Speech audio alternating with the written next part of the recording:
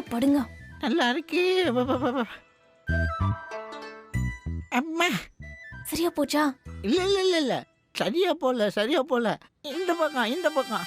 ஆ, ஆ, அங்க லெஃப்ட் ஒரு யூட்டன் அடி. அப்படியே செய்யல. இண்டிகேட்டர் போட்டியா? இல்ல.